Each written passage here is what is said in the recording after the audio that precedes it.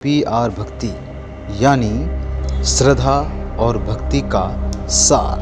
पौराणिक कथाओं से हम आपके लिए इन कहानियों को सरल भाषा में पहुंचा रहे हैं, तो बने रहें आज हमारे एक नए कथा के साथ। भक्तजनों, मैं आज सुनाने जा रहा हूं रामायण की कहानी भगवान राम की बहन शांता।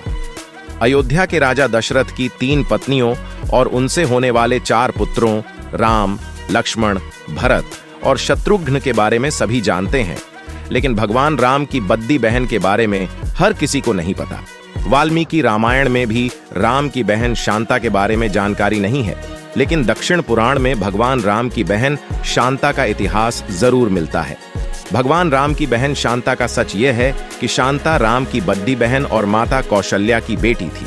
वह बहुत ही सुंदर और हर कार्य में निपुण थी, शास्त्र से लेकर पाक कला तक में एकदम पारंगत। वहीं रानी कौशल्या की बहन थी रानी वर्षिणी, जिनका विवाह अंगदेश के राजा रोमपद के साथ हुआ था।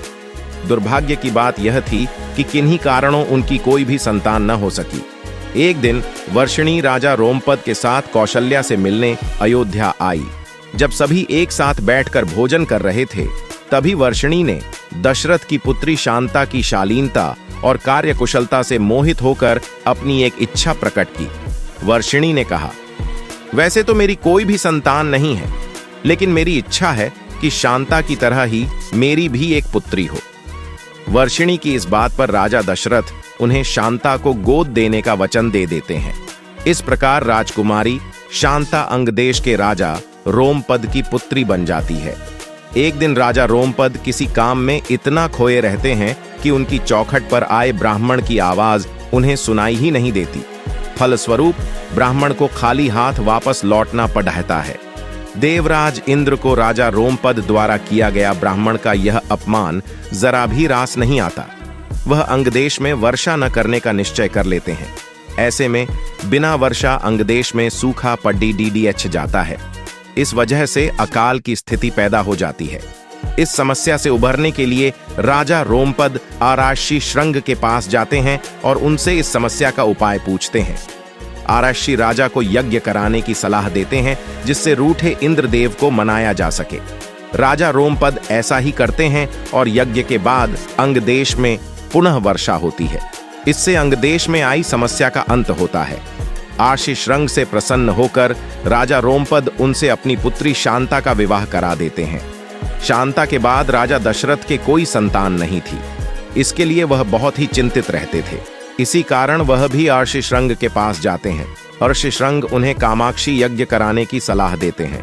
अर्षि के कहे अनुसार राजा दशरथ कामाक्षी यज्ञ संपन्न कराते हैं और प्रसाद के रूप में खीर बनवाते हैं। यज्ञ समाप्त होने के बाद जो खीर का प्रसाद था, उसे राजा दशरथ की 3 पत्नियां कौशल्या, सुमित्रा और कैकई ग्रहण करती हैं। कामाक्षी यज्ञ के प्रताप से रानी कौशल्या को पुत्र के रूप में राम, कैकई को भरत और सुमित्रा को लक्ष्मण व शत्रुघ्न की प्राप्ति होती है। चारों पुत्रों को अपनी बहन शांता के बारे में कुछ भी मालूम नहीं होता है। समय के साथ धीरे धीरे राम को अपनी माता के दुख का पता चलता है। साथ ही भगवान राम की बहन शांता के जीवन का सच, जो कोई नहीं जानता था, राम को मालूम हो जाता है। बहन शांता के बारे में जानने के बाद राम अपनी मां को बहन शांता से मिलवाते हैं और सभी पुराने मतभेदों को दूर कर एक साथ रहने का वचन देते हैं। भक्तजनों, आप तक हमारी हर वीडियो पहुंचे, इसलिए हमारे चैनल को सब्सक्राइब कीजिए। साथ ही वीडियो को अपने दोस्तों को भी शेयर कीजिए और आप लोगों की अपनी जो राय हो उसे कमेंट बॉक्स में साझा करें। मिलते हैं फिर एक नई कहानी के साथ। PR भक्ति के साथ ज़्यादा से ज़्यादा जुड़े, साथ ही बेल बटन को दबाना ना भूलें, ताकि हमारी वीडियो सबसे पहले आप तक पहुंच सके। इसलिए ज़्यादा से ज़्यादा सब्सक्राइब करें, वीडियो को लाइक करें, शेयर करें।